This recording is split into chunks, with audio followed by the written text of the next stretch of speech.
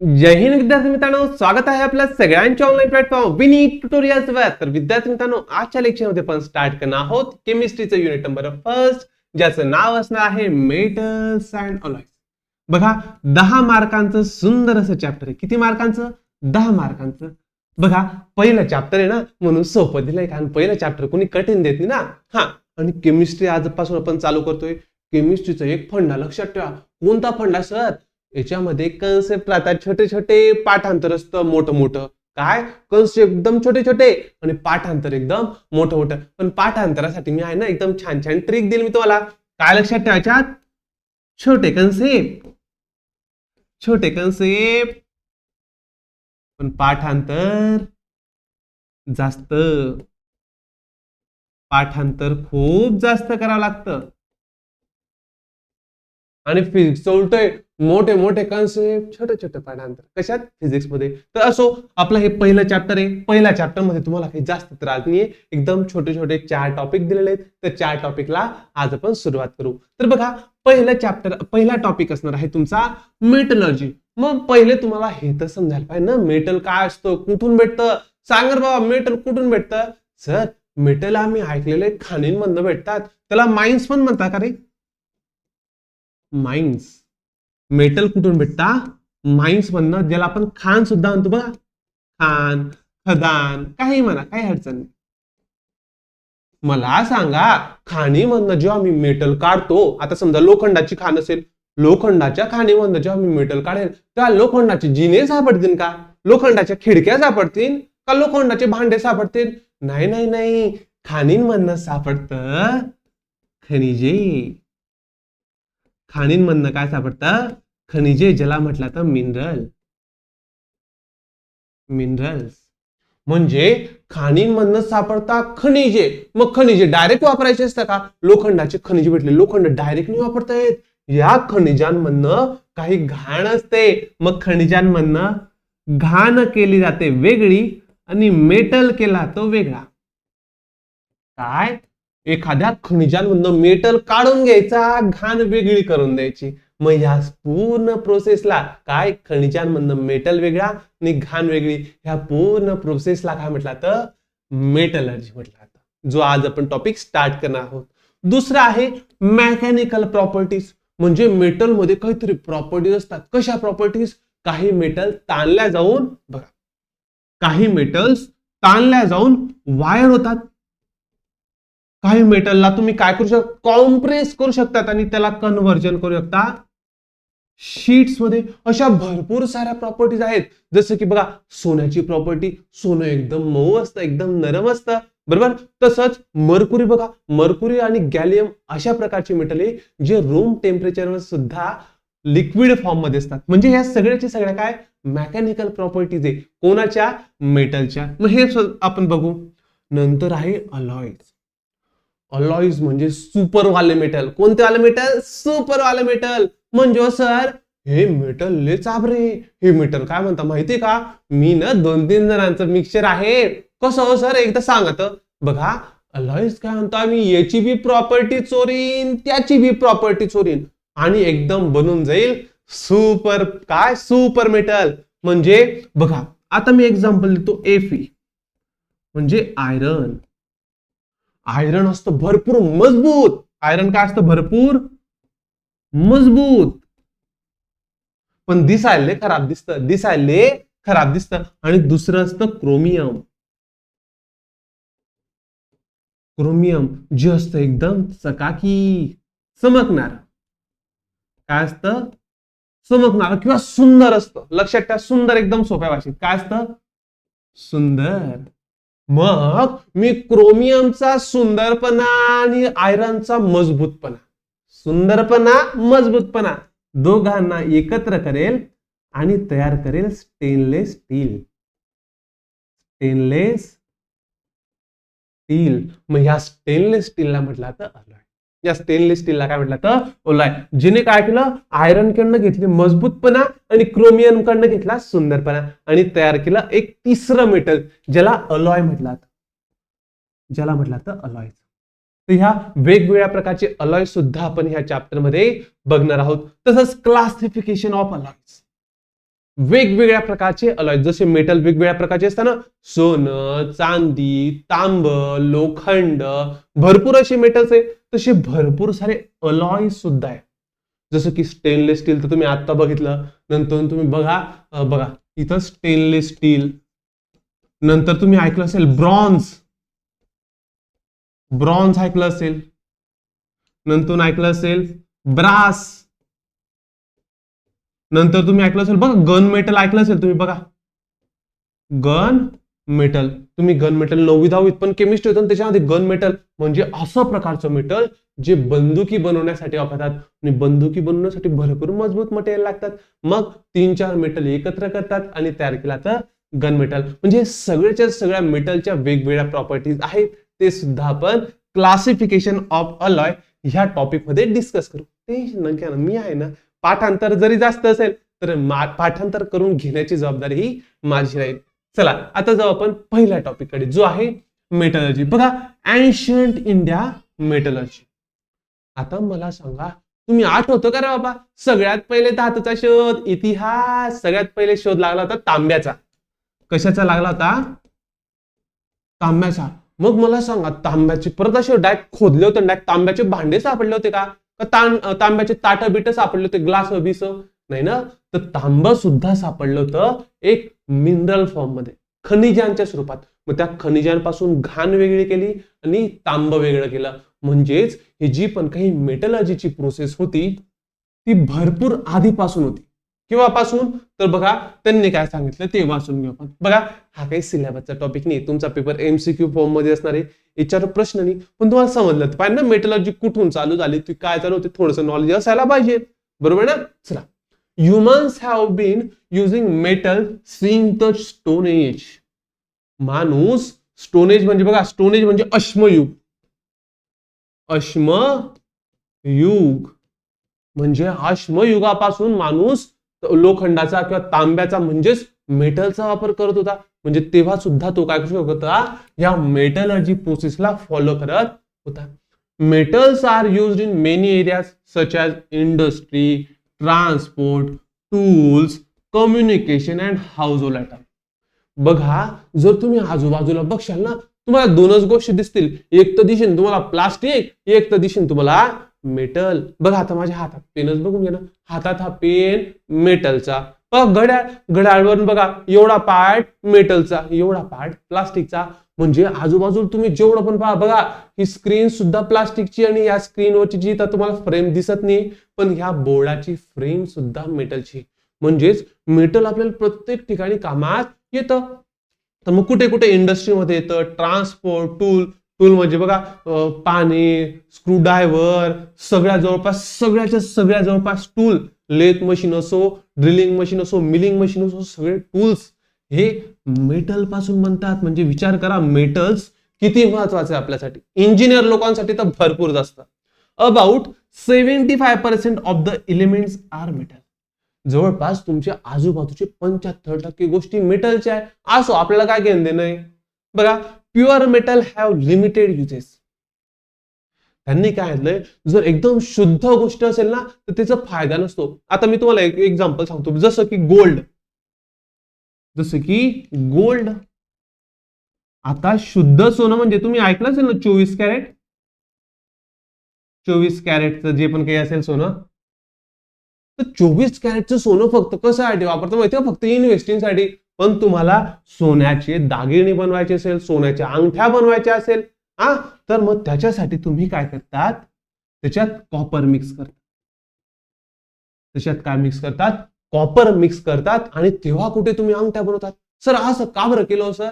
कारण भरपूर असे मेटल्स आहेत जे प्युअर फॉर्म मध्ये असतील ना तर त्यांना वापरलं जात नाही. ते भरपूर एक तर हार्ड असतात, एक तर भरपूर नरम असतात. जसं की गोल्ड हे ना, जर आपण नॅचरली बघितलं भरपूर नरम असतात, त्यामुळे याचा वापर आपण डायरेक्ट प्युअर फॉर्म मध्ये करू शकत नाही. मग अशा वेळेस मी काय करतो, so they are usually made into alloys. त्यांना काय करावं लागतं, आपल्याला अलॉईज मध्ये कन्वर्ट करावं लागतं टू इम्प्रूव्ह देअर युजफुलनेस. त्यांचा वापर आपल्याला जास्तीत जास्त करता आला पाहिजे. यासाठी आपण त्याच्यामध्ये काहीतरी वेगळे मटेरियल्स किंवा वेगवेगळे मटेरियल मेटल आपण ऍड करतो आणि त्याचा वापर एकदम छान प्रकारे करतो. Ancient India had advance knowledge of metal working. आता आपल्याला माहिती आहे आपलं जे पण काही भारताची संस्कृती आहे, अरे ती भरपूर काळापासून लोक जे आहे ना ते पानं घालून फिरायचे ना, आपण त्या नालंदा आणि तक्षशिला सारख्या विद्यापीठांमध्ये शिक्षण घ्यायचो. विदेशातनं लोक आपल्या देशामध्ये यायचे शिक्षण घेण्यासाठी, पण असो इंग्रज आले आणि आपली पूर्ण वाट लावून चालले गेले. असो म्हणजे आपल्याकडे ना पहिल्यापासूनच काय केलायचं, जे पण काही मेटल्स आहे ना, मेटल्स काय प्रत्येक गोष्टीमध्ये भारत हा पुढेच होता. पण असो आपल्याला काही घेण देण नाही, थोडी प्रश्न विचारला ना पुढे इकडं. आता आपण चालू करू ओरिजिनल आपला टॉपिक, ऑकरन्स ऑफ मेटल्स. नेमकं मेटल्स कसे असतात, कसे सापडतात नेमकं कसे. तर बघा याच्यामध्ये दोन प्रकार असतात, एक असतं फ्री स्टेट आणि एक असतं कंबाईन स्टेट. आता सर फ्री स्टेट म्हणजे काय, बघा असे काही मेटल्स असतात जे कोणाशीच रिॲक्ट करत नाही. हे ना कोणाशीच रिॲक्ट करत नाही, जसं की बघा गोल्ड झालं, सिल्वर झालं, प्लॅटिनम झालं. म्हणजे असे जे मेटल्स असतात ना ते प्युअर फॉर्म मध्ये असतात नेचरमध्ये. म्हणजे जर तुम्ही सोन्याच्या खदानीमध्ये जाशाल ना तर तुम्हाला डायरेक्ट असे सोन्याचे तुकडे सापडतील, सोन्याचे डायरेक्ट तुकडे सापडतील तुम्हाला आहे ना. जर तुम्ही बघा, तुम्ही ना आता युट्यूबवर भरपूर व्हिडिओ पाहिला अशी, लोक जातात नदीमध्ये जातात, ते गाळ काढतात आणि त्या गाळ मधून असे सोन्याचे तुकडे पाडतात. तर सोनं हे तुम्हाला प्युअर फॉर्म मध्ये सापडतं का, कारण ते कोणासोबतच रिॲक्ट करत नाही. बघ सम लेस रिॲक्टिव्ह मेटल्स, असे काही मेटल्स जे कोणासोबतच लवकर रिॲक्ट करत नाही, जसं की gold, silver, platinum are found in the pure form in nature. ते तुम्हाला जसे असतात ना तसे सापडतील, डायरेक्टच्या डायरेक्ट सापडतील. म्हणजे तुम्हाला याच्यासाठी कोणत्या जास्त प्रोसेस करायची गरज पडत नाही. पण आला ही जी पण आपली काही मेटलर्जी बघायची ना, ती मेटलर्जी बघायची या भाऊंसाठी. कोणासाठी, या भाऊंसाठी जी असतात कंबाईन स्टेट मध्ये. कोणामध्ये असतात, कंबाईन स्टेट मध्ये. म्हणजे सर आता याचं नाव असतं कॉपर कार्बोनेट, याला कॉपर कार्बोनेट म्हणतात. असे भरपूर सारे असतात बरं कॉपर कार्बोनेट. मला सांगा कोणत्या अँगलने कॉपर दिसतोय. कॉपरला तुम्ही सगळ्यांनी बघितलं असेल, कॉपरच्या वायर असतात बघा, थोडेफार ऑरेंज आणि चॉकलेटी रंगाचे असतात. कोणत्या अँगलने कॉपर वाटतोय, कॉपर वाटत नाही. आणि असंच सापडतं बरं, जे मी तुम्हाला सांगितलं होतं मिनरल्स, जे मी तुम्हाला सांगितलं ते खनिजे, ते खनिजे असेच असतात बघा. त्यांना पाहून कोणत्या अँगलने वाटत बी नाही तो कॉपर आहे. पण ह्याच कॉपरला आपल्याला शुद्ध करावं लागतं, ह्याच कॉपरला आपल्याला वेगळं करावं लागतं कोणाच्या मदतीने, मेटलची. बघून तर या कंबाईन स्टेट म्हणजे काय, most metals are found in a combined with the other elements. बघा हे जे पण काही मेटल्स बघा, हे 3-4 म्हणजे भरपूर असे कमी मेटल्स जे इन रिॲक्टिव्ह किंवा नॉन रिॲक्टिव्ह आहे. पण जे बाकीचे रिॲक्टिव्ह मेटल्स आहेत ना ते एकमेकांशी रिॲक्ट करून घेतात, एकमेकांशी रिॲक्ट करून घेतात. कोणाशी करून घेतात बघा, such as oxide, carbonate, sulphide, chloride. असं समजा बघा. 2 मिनिटं. आता जो पण काही कॉपर असो, झिंक असो, मॅग्नेशियम असो, त्यांच्याकडनं एक तर राहिला आणि वळ वळ वळ वळ चालूच राहतं. त्यांना कोणी ना कोणी सोबती पाय नसतो. त्यामुळे ते काय करतात, ऑक्साईड झाला, कार्बोनेट झाला, सल्फाइड झाला आणि क्लोराइड झाला, यांच्यासोबत काय करून घेतात, रिॲक्ट करून घेतात. मग त्यामुळे आपल्याला हे जे एकत्र झाले असतात ना, म्हणजे हे बघा हा आहे कॉपर आणि हा आहे अदर एलिमेंट, हा आहे अदर एलिमेंट. आणि ह्या दोघांना मला वेगळं करावं लागतं. ह्या दोघांना मला असं ताणून वेगळं करू का, मी ताणून वेगळं करता येत नाही. त्याच्यासाठी मला मेटलर्जीची प्रोसेस वापरावी लागते. तर बघा मग हे कोणामुळे होतं, this happen due to air, moisture and other substance in the. बघा हे जे पण काही कॉपर बघा इथं भरपूर आहे, मी तुम्हाला दाखवतो. बघा सगळे बघा, हे बघा हेमेटाइट, बॉक्साइट, कुपराइट, झिंकाइट, टीन स्टोन. म्हणजे हे सगळेचे सगळे काय माहिती का, जसं की आपण याला म्हटलं ते बघा, हा आहे आयरन ऑक्साइड, हा आहे अल्युमिनियम ऑक्साइड, हा आहे कॉपर ऑक्साइड, हा आहे झिंक ऑक्साइड. म्हणजे हे सगळेचे सगळे ना बघा, कॉपर इथे काय होतं, आयरन प्लस ऑक्साइड, हे दोघी मला एकत्र फॉर्म मध्ये सापडतात. पण एकत्र फॉर्म मध्ये वापरता येईल आणि मला करावं लागेल आयरनला वेगळं आणि ऑक्साइडला वेगळं. मग यांच्यासाठीच मी मेटलर्जी वापरतो. हा, तर मग इथपर्यंत समजलं की फ्री स्टेट म्हणजे काय, जे आपल्याला डायरेक्ट सापडून जातात. पण हे जे कंबाईन वाले आगाऊ पोर आहे ना, ते काय करतात, या चार लोकांसोबत लवकर रिॲक्ट करून घेतात आणि आपल्याला त्यांना वेगळं करायचं असेल तर आपल्याला वापरावं लागते मेटलर्जी. हो सर, आता आम्हाला इथपर्यंत समजलंय. तर बघा, बेसिक बेसिक कन्सेप्ट बघून घेऊ आता. जसं की मिनरल काय असतं. आता मिनरल काय असतं, आता तुम्हाला माहिती खाणी म्हणजे, खाणीमधून जेव्हा मी काही जे पण काही खोदतो, खाणीमधून जे पण मी काही खोदतो, मोठे मोठे दगड सापडतात ज्यांच्यामध्ये मेटल असतो. खाणी बघा, परत आहे का, खाणींमधनं जे पण काही मी खोदतो, जे पण काही मला दगड सापडतात, त्या दगडांमध्ये मेटल असेल तर त्या पूर्ण दगडाला म्हटलं तर मिनरल. सांगतो, टेन्शन घेऊ नका. बघा, आता मी काय केलं, खोदकाम केलं. खोदकाम करताना मला असा मोठा दगड सापडला आणि त्या दगडमध्ये होते, बघा, हे होते दगड. ह्या दगडामध्ये होते दोन पार्टिकल, हे एक पांढरं, हे जांभळवालं आणि हे पांढरवालं. हे आहे पांढरवालं. तर हे जे पांढरवालं आहे ना, ते असेल एक तर ऑक्साईड असेल, एक तर सल्फेट असेल, किंवा कोणतेही एलिमेंट असेल, एनी अदर एलिमेंट. कार्बोनेट, हे सगळे कोणते, ऑक्साईड असेल, सल्फाइड असेल, कार्बोनेट असेल किंवा सल्फेट असेल, तर कोणतेही असू शकतात, कोणतेही असू शकतात. आणि हे जे जांभळेवाले दिसत आहे ना, ते असतं आपले मेटल. ते काय असतं आपले मेटल. जसं की आता कॉपर ऑक्साईड असेल, हा पूर्ण दगड सापडला मला कॉपर ऑक्साईडचा, हा पूर्ण दगड सापडला मला कॉपर ऑक्साईडचा, हा पूर्ण दगड काय, कॉपर ऑक्साईड. तर हा जो पण काही कॉपर आहे तो हा मेटल आहे, हा जो ऑक्साईड आहे ते हे पांढऱ्या कलरचे दाणे. म्हणजे असे दगड किंवा असे खनिजे, ज्या खनिजांमध्ये मेटल असतं, असे दगड जे मी खोदून काढले, त्या दगडांमध्ये मेटल असेल तर त्या दगडांना दगड नाही, त्या दगडांना म्हटलं तर मिनरल. त्या दगडांना काय म्हटलं तर मिनरल. म्हणजे हे जे पण काही तुम्हाला पांढऱ्या रंगाचं दिसतं ना, ते मिनरल आहे. बघा काय दिलंय, a mineral is a naturally occurring substance found in the earth. असे दगड किंवा असा सबस्टन्स, काय दगड म्हणायपेक्षा सबस्टन्स म्हणा, हा असा एक सबस्टन्स जे आपल्या पृथ्वीमध्ये सापडतात, जे आपल्याला पृथ्वीमध्ये सापडतात, कंटेन्स मेटल. मला असा सबस्टन्स सापडला ज्या सबस्टन्स मध्ये मेटल होता, ज्या सबस्टन्स मध्ये मेटल होता, आणि त्यालाच म्हटलं तर मिनरल, त्यालाच म्हटलं तर मिनरल. मग नंतर आहे आपला ओर. मग सर ओर म्हणजे काय, असा सबस्टन्स किंवा असा दगड ज्यामध्ये खूप सारं मेटल आहे. काय, असा सबस्टन्स किंवा जे पण काही तुम्हाला इथे मिनरल सापडलं होतं, तो असा मिनरल ज्याच्यामध्ये भरपूर सारे मेटलचे तुकडे होते. सांगतो, डायग्राम काढतो ना. बघा, मला परत एक काय सापडला, दगड सापडला किंवा सबस्टन्स सापडला, सबस्टन्स नाव द्या. आणि याच्यामध्ये होते असे कॉपरचे तुकडे, याच्यामध्ये होते असे कॉपरचे तुकडे.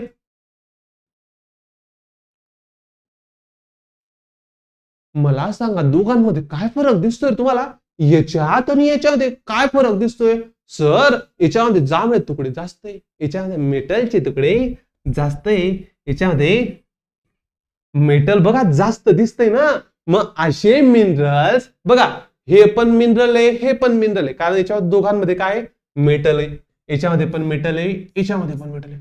पण ह्याच्यामध्ये मेटल थोडंफार जास्त आहे, काय याच्यामध्ये मेटल कंटेंट जास्त आहे. मग त्याला म्हटलं तर ओर, त्याला म्हटलं तर ओर. बघा डेफिनेशन बघा, and ore is a mineral. Ore सुद्धा काय एक प्रकारचा, ओर सुद्धा काय एक प्रकारचा मिनरलच आहे. का बरं, कारण मिनरल म्हणजे काय, ज्याच्यामध्ये मेटल असतो. मिनरल म्हणजे काय, ज्याच्यामध्ये मेटल असतो. पण हा असा मिनरल आहे which contain high content of metal. असा मिनरल ज्या मिनरल मध्ये भरपूर सारे मेटल आहे. बघा भरपूर सारे मेटल दिसतात ना, याच्यामध्ये कमी होते, म्हणून याला मी म्हटलं मिनरल आणि याला मी म्हटलं ओर. याला मी म्हटलं ओर. ओर आणि मिनरल मध्ये एक छोटासा फरक आहे. ओर आणि मिनरल मध्ये एक छोटासा फरक आहे. मिनरल मध्ये मेटल आहे पण कमी आहे. ओर मध्ये सुद्धा मेटल आहे पण भरपूर जास्त आहे. मग काय लक्षात ठेवा, हाय कंटेन मेटल. असे सबस्टन्स किंवा असे मिनरल ज्याच्यामध्ये भरपूर जास्त तुमचं काय मेटल कंटेन आहे त्याला म्हटलं तर ओर. मेटल मिनरल समजलं, ओर समजलं. आता एक्झाम्पल तुम्ही हा, आणि all ores are minerals but all minerals are not ores. याच्यावर तुम्हाला प्रश्न विचारला जाऊ शकतो. प्रत्येक मिनरल हा ओर नाहीये पण प्रत्येक ओर हा मिनरल असणार आहे. सांग बघा, हे मला सांभाळले समजा दगड, हे सगळे काय माझे मिनरल, ज्याच्यामध्ये काय होते मेटलचे छोटे छोटे कंटेन होते. पण काही मला दगड असे सापडले, की ज्यांच्यामध्ये भरपूर जास्त मेटल होते. म्हणून पूर्णच्या पूर्ण ओर्स हे मिनरल आहे पण पूर्णच्या पूर्ण मिनरल्स हे ओर नाही. हा, एवढं लक्षात ठेवा. एक्झाम्पल सर, आता व्यवस्थित एक्झाम्पल सांगून द्या. जसं की clay and bauxite are minerals of aluminium. याचा अर्थ समजतोय का? जर आपण बघितलं आता हे काय अल्युमिनियमचे काय एल लिहितो मी. आता कॉपरचं घेतलं होतं ना, आता एल लिहितो मी, अल्युमिनियम फॉर एल. तर अल्युमिनियमचे दोन दगड आहे, एक आहे क्ले आणि एक आहे बॉक्साइट.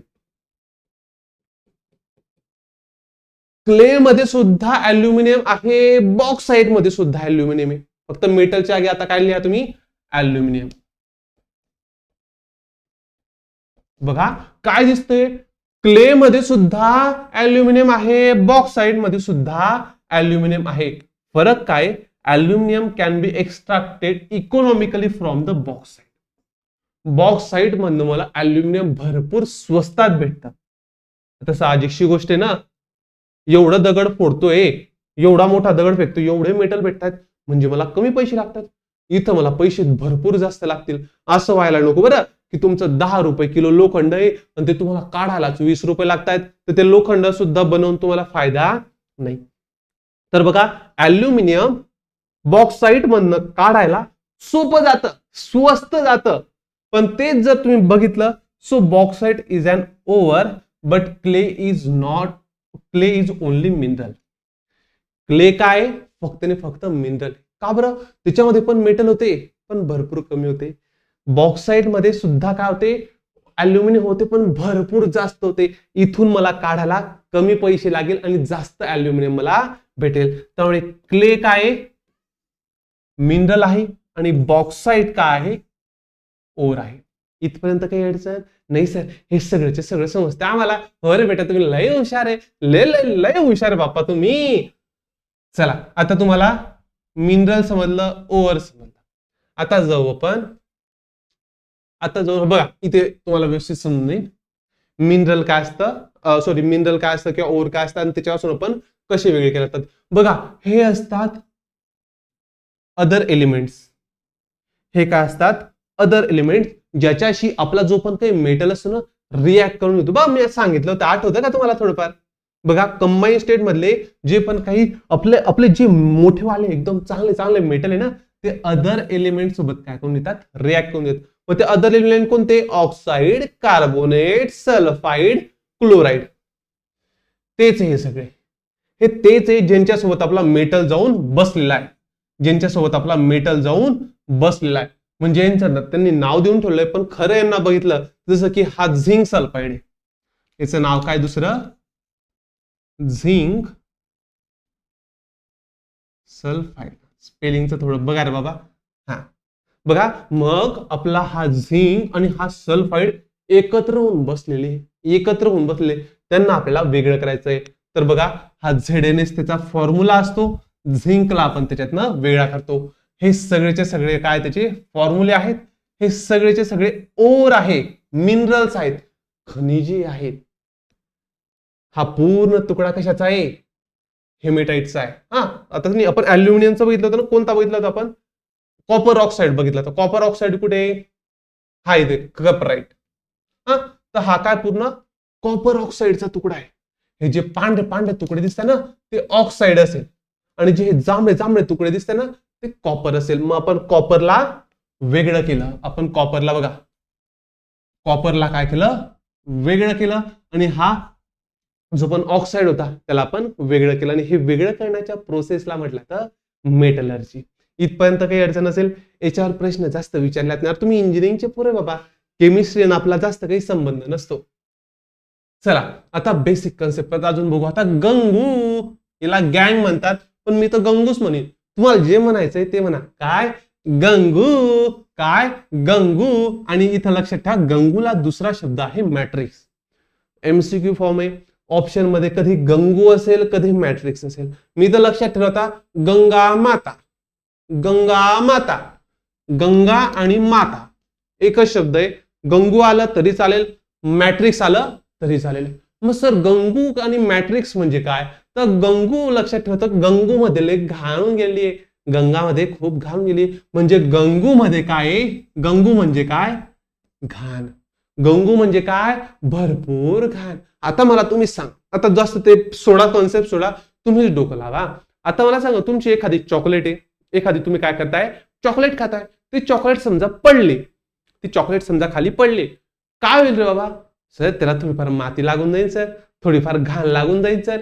मग ती घाण म्हणजेच असते आपली गंगू. आता मला सांगा ते जे पण काही आपले मेटल आहे एवढ्या वर्षांपासून जमिनीत होते त्यांना घाण नाही लागणार का हो सर त्यांना बी घाण लागेल. म्हणजेच तीच घाण म्हणजे मॅट्रिक्स.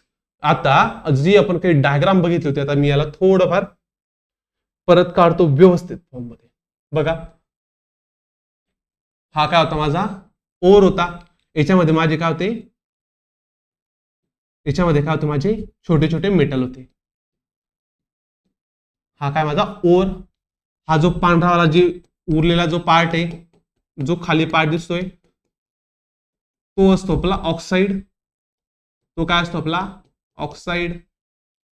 हा पोर्शन असतो आपला मेटल. ह्या पूर्ण याला म्हटलं जातं ओर. याला पूर्ण याला म्हटलं जातं ओर. हे समजलं सर हे एकदम परफेक्ट समजलंय. याच्यामध्ये आता आयुष्यात कधी आम्हाला अडचण येणार नाही. तो गंगू कुठे गेला सर इथं आम्हाला गंगू दिसत नाही. गंगू कुठं असतो गंगू. आता गंगू काढू. हा असेल गंगू. बाबा हे डायग्राम अशी नसते रे बाबा हे फक्त तुम्हाला समजण्यासाठी रे बाबा. तर ही जी पण काही ऑरेंज ऑरेंज दिसते ना प्रत्येक ठिकाणी नसते. ही जी ऑरेंज ऑरेंज दिसते ना तर ही काय असते गंगू. ही ऑरेंज आहे गंगू. घाण मग ती घाण कशी असू शकते ती माती असू शकते ती सँड असू शकते क्ले असू शकते किंवा स्टोन असू शकते जे आपल्या ओव्हर सोबत मिक्स झालेलं आहे. आता इथे तर तुम्हाला डायग्राम सोपी वाटते बघायला पण हे असं नसतं. ही डायग्राम अशी असते खरं पाहिलं तर. बघा ही डायग्राम तुम्हाला लवकर समजली नसते ना म्हणून तुम्हाला ही डायग्राम काढून दिली. लवकर सोपी समजते ना. गंगू म्हणजे काय घाण. गंगू म्हणजे काय घाण. ज्या म्हणजे बघा आपल्याला तीन गोष्टींना वेगवेगळं करायचं. बघा आपल्याला हवा काय फक्त आपल्याला हवा काय मेटल हवाय. आपल्याला काय हवाय मेटल हवाय. आपल्याला फक्त हवाय मेटल. म्हणजे मेटल मधनं मला ऑक्साईड बी काढायचंय मेटल मधनं मला गंगू बी काढायचा आहे. मग हे सगळ्यांना कोण काढीन मी काढीन नाही तुम्ही काढशान नाही. तर मेटलर्जी प्रोसेस जो पण करेल ना त्याला हे सगळं काढायची. बघा मग काय गंगू म्हणजे काय the unwanted material like sand clay and stones mix with the ore are called gangue. जरी तुम्हाला मी त्या डायग्राम मध्ये वेगवेगळं काढलंय पण हे असं दिसत नाही बरं. हे वेगळं असतं प्रोसेस नुसार काढावं लागतं. तुम्हाला असं वाटतं सर मी याला काय काय बाहेरच्या बाहेर काढून घेईन हे असे हे जे मेटलचे तुकडे असे ताणून घेईन ते ऑक्साईडला असं ताणून घेईन. ए बाबा असं ताणून तुणून काम झालं असतं ना तर लोकांनी इंडस्ट्री ओपन नसती केली.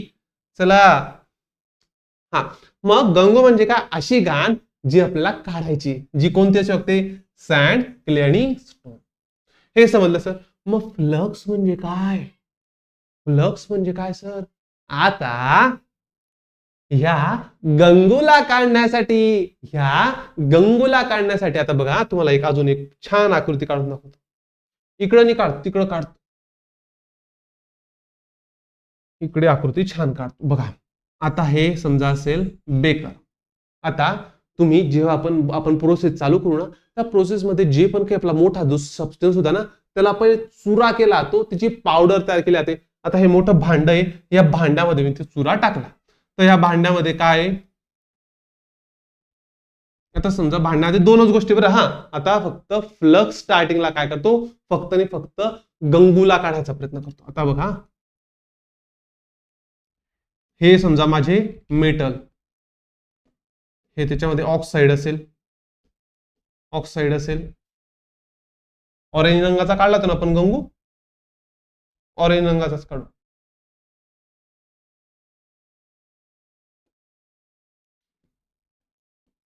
हे आहे गंगू. असं एकदम एकदम मस्त रचलेले नसता बरं ते, थोडेफार वेगवेगळे. जाऊ दे रे बाप्पा, तुम्ही लय डेंजर पोर आहे. तुम्हाला आहे ना असं समजणार नाही बाप्पा.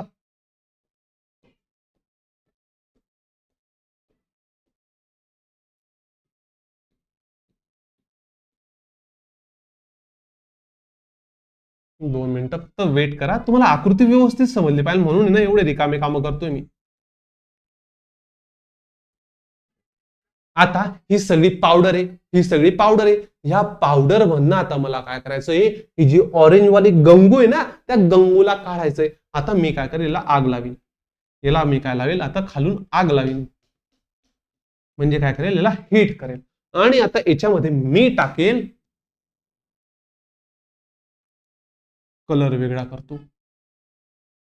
आता मी याच्यात टाकीन फ्लक्स. बघा, कलर तुम्हाला माहिती ना, हा कलर गंगूचा, हा कलर व्हाईट कलर ऑक्साईडचा,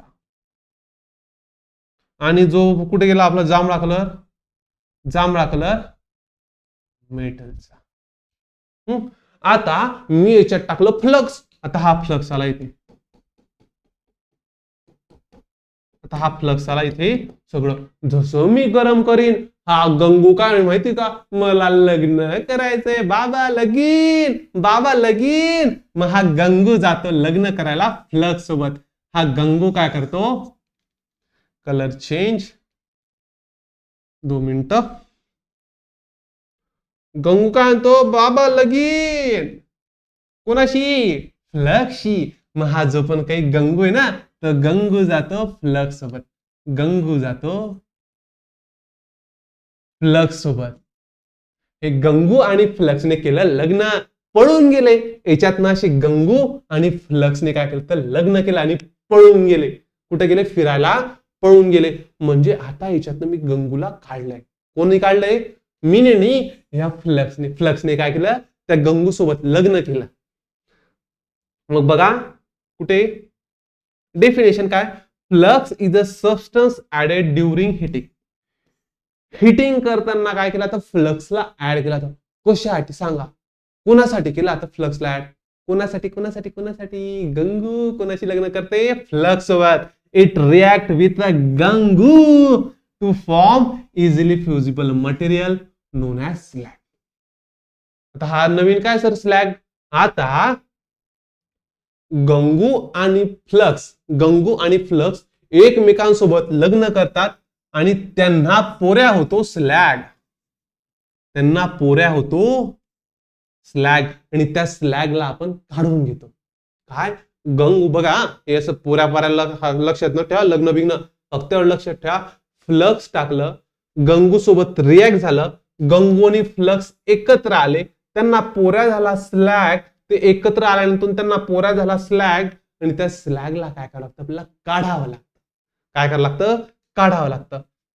बघा कुठे गेला? इट रिॲक्ट विथ, हे झालं. आता स्लॅग म्हणजे काय?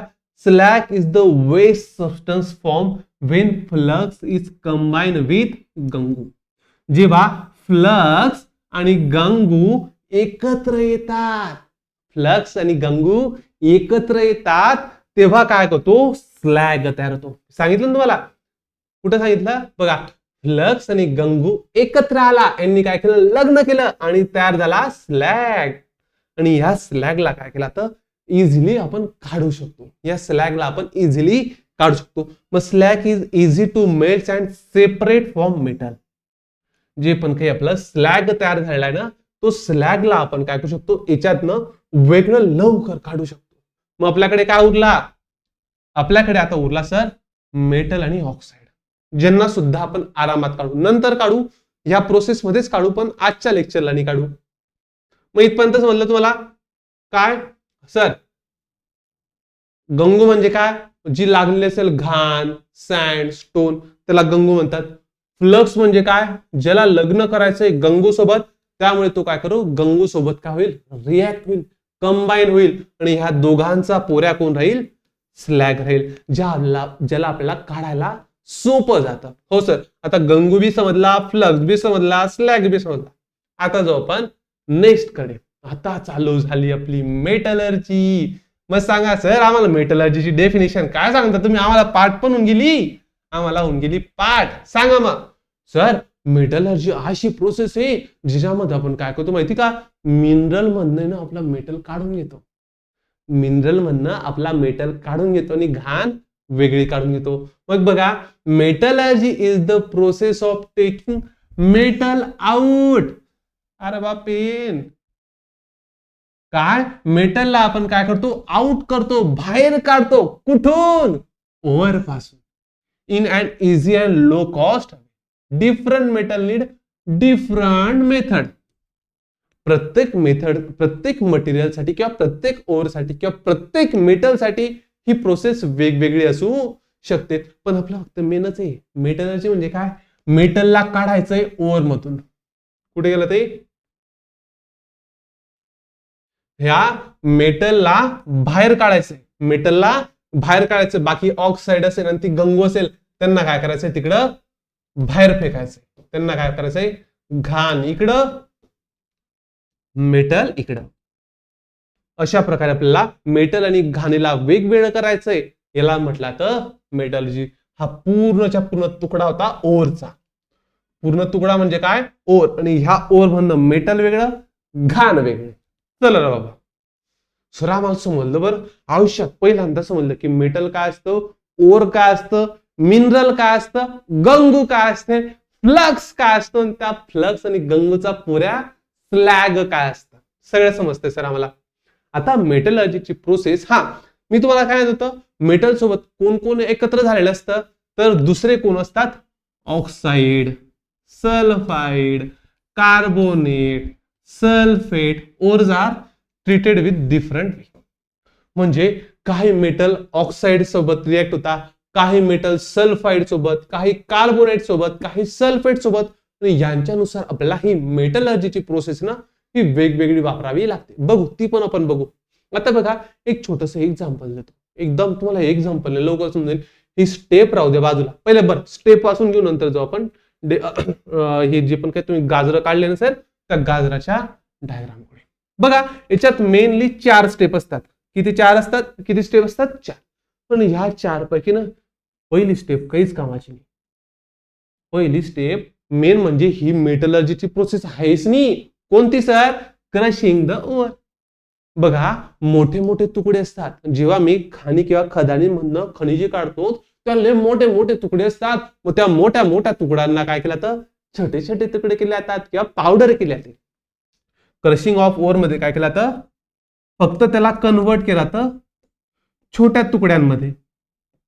बस, याच्यामध्ये कोणत्याच प्रकारची फिल्टरेशन प्रोसेस होत नाही. याच्यामध्ये काय होतं, फक्त छोटे तुकडे केले जातात. बस, इथून खरी स्टेप चालू होते आपल्या सेकंड, थर्ड आणि.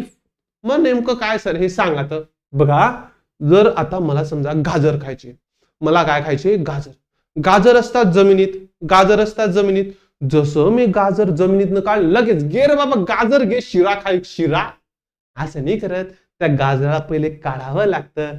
मग त्याची जी पण काही ही माती दिसते, हा चिखल दिसतोय, जो पण हा चिखल दिसतोय. तो चिखल म्हणजे काय रे बाबा? गंगू. तर हा चिखल असतो गंगू.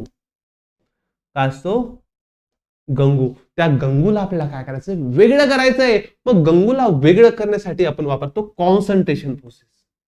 काय करतो? Concentration process. ह्या मेथड राहू दे, तुम्ही आकृतीच समजा पहिले. त्या मेथडचं आणि याचं काही जोडू नका, पण पहिले एवढं सांगतोय की जी पण काही माती दिसते ना, ती माती असते गंगू. त्या गंगूला आपण वेगळं करतो. कशाने रे? फ्लक्सने ना. फ्लक्स काय करतो? गंगू सोबत लग्न करतो आणि स्लॅग तयार करतो. हे समजलं. पण मला सांगा, ही माती साफ केली लगे घे रे बाबा, काय गाजर घे, काय आता याचा शिरा कर, शिरा असं नाही. त्या गाजराला ही जी माती काढल्यानंतर सुद्धा गाजर असं होतं. असं सुद्धा गाजर मी खात नाही. त्या गाजराचा जो पण काही हा पाला दिसतोय, हा जो पण काही पाला दिसतोय, त्या पाल्याला सुद्धा मला कट करावं लागतं. हे जे पण स्टार्टिंगला असे छोट्या छोट्या दांड्या दिसत आहे ना, हे मुळं दिसतं ना, त्या मुळांना पण मला काय करावं लागतं? कट करावं लागतं. हे मुळे ना, तेच असतं आपले ऑक्साईड किंवा कार्बोनेट, बरोबर ना, किंवा सल्फेट. मग हे जे मुळाचा पाला काढून घेणं, हे जे पण गाजराचा पाला काढून घेणं, गाजराची मुळे काढून घेणं, हे बघ छोटे छोटे मुळे दिसत आहे ना, ते काढून घेणं. आणि हे सगळं काढल्यानंतर आपल्याला भेटतं एकदम मार्केटमध्ये असं गाजर. किती सुंदर दिसतंय. याला हेच का आपलं मेटल आहे. हाच का आपला मेटल आहे. ह्याच गाजराला भेटण्यासाठी मला मेटलर्जी करावी लागते. हो सर, गाजरासाठी मेटलर्जी नाही रे बाबा. इथे फक्त मेटल. मेटल जेवढा वर्ष जमिनीत होतं त्यामुळे तो होता. त्याच्यासोबत का आता गंगू. या मेटलला काय जुळले असतात? ते पानं, म्हणजे ऑक्साईड, कार्बोनेट, सल्फेट, सल्फाईड. हा, मग ह्या ऑक्साईड, कार्बोनेट, सल्फेटला सुद्धा बाजूला काढावं लागतं. तेव्हा कुठे मला जाऊन मेटल भेटतो. तर ही असते आपली सोपी सोपी प्रोसेस मेटलर्जीची. तुम्हाला प्रोसेस समजली असेल. आता फक्त त्याच्यामध्ये भरपूर काय किचकटपण आहे. जर आजच मी सगळं किचकटपणा सांगितला तर तुम्ही घाबरून जाशाल. तर बघा, अशा 4 स्टेप असतात. पहिली स्टेप मध्ये फक्त काही तुकडे ताकडे होतात. दुसरी आहे कॉन्सन्ट्रेशन ऑफ ओव्हर. तिसरी आहे रिडक्शन. चौथी आहे रिफायनिंग. एक एक एक एक व्यवस्थित आरामात बघू. टेन्शन नका घ्या. मी असल्यावर जोपर्यंत तुम्हाला टेन्शन घ्यायची गरज. आता बघा, स्टेप 4 स्टेप आहे. पहिली स्टेप तर काहीच कामाची नाही. पहिल्या स्टेप मध्ये तर फक्त मोठ्या तुकड्यांना छोट्या छोट्या तुकड्यांमध्ये कन्वर्ट केलं जातं. बस एवढंच आहे, जास्त काही. मग काय? Over is taken out from mines in a big pieces. जेव्हा पण त्यांना खदानींमधनं आणतो ना, तेव्हा मोठे मोठे तुकडे असतात. This big pieces are first broken into smaller pieces and then the smaller pieces are crushes into the powder form. फक्त एवढं लक्षात ठेवा, बिग पीसेसला मला कन्व्हर्ट करायचंय बारीक बारीक पावडर मध्ये. बारीक बारीक पावडर मध्ये. एवढीच आहे पहिली प्रोसेस. आणि ही पेपरामध्ये याच्यावर प्रश्न सुद्धा विचारला जात नाही. प्रश्न विचारला तो इथून, कॉन्सन्ट्रेशन ऑफ ओव्हर. आता आपण चालू करू नेक्स्ट लेक्चरला. आता तुम्ही थकून गेले असाल ना, तर कॉन्सन्ट्रेशन ऑफ ओव्हरला आपण स्टार्ट करू नेक्स्ट लेक्चरमध्ये. आशा करतो आजचं लेक्चर तुम्हाला व्यवस्थित समजलं असेल. भेटूया आपण पुढच्या लेक्चरमध्ये. तोपर्यंत धन्यवाद.